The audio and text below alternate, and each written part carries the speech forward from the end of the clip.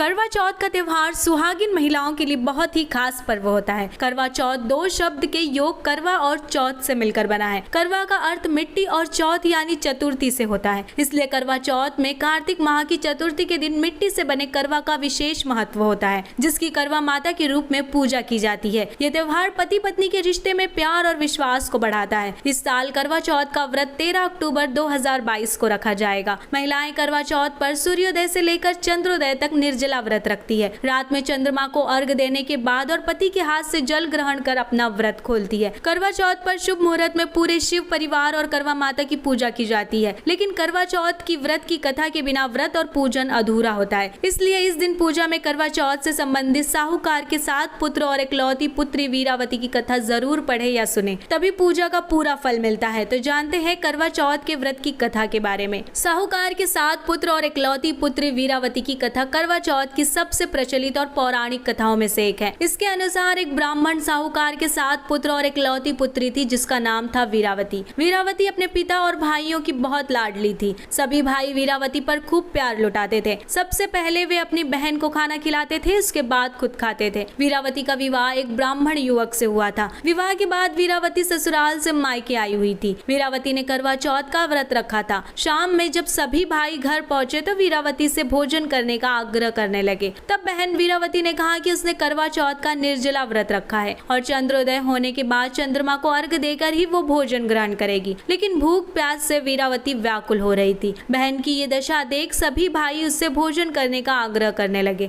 लेकिन वीरावती बिना चंद्रमा को अर्घ दिए भोजन नहीं कर सकती थी। ऐसे में छोटे भाई ने एक तरकीब ढूंढी और उसने पीपल के पेड़ पर चढ़कर एक दीपक जलाकर उसे छलनी से ढक दिया, जिसे दूर से देखने पर ऐसा प्रतीत हो रहा था कि चतुर्थी का चांद निकल आया हो। भाई ने वीरावती से कहा, देखो चांद निकल गया है, अब तुम जाकर चंद्रमा को अर्घ देकर भोजन ग्रहण कर लो। बहन भी खुशी खुशी चंद्रमा को अर्घ देने के बाद भोजन के लिए बैठ गई, लेकिन जैसे ही उसने भोजन का पहला टुकड़ा मुंह में डाला उसे छींक आ गई। दूसरा टुकड़ा डालते ही भोजन में बाल निकल आया और जैसे ही वो भोजन का तीसरा टुकड़ा मुंह में डालने लगी तभी उसके ससुराल से पति की मृत्यु का समाचार आ गया। वीरावती की भाभीियों ने उसकी दशा देखकर उसे भाई की सारी सच्चाई बताते हुए कहा कि गलत तरीके से करवा चौथ का व्रत खोलने के कारण देवता उससे नाराज हो गए। जब वीरावती को सच्चाई का पता चला तो उसने निश्चय किया कि वह अपने पति का अंतिम संस्कार नहीं होने देगी और अपने पति को पुनर्जीवित करा कर रहेगी। वीरावती पूरे 1 साल तक अपने पति के शव के पास बैठी रही और उसकी देखभाल करती रही। करवा चौथ के दिन इंद्रदेव की पत्नी इंद्राणी धरती पर आई।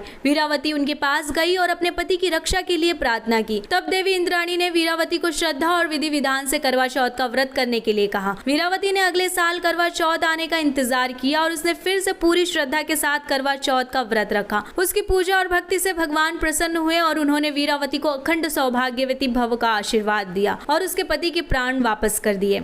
इसी तरह की जानकारी के लिए सब्सक्राइब करें द न्यूज़ इंडीज।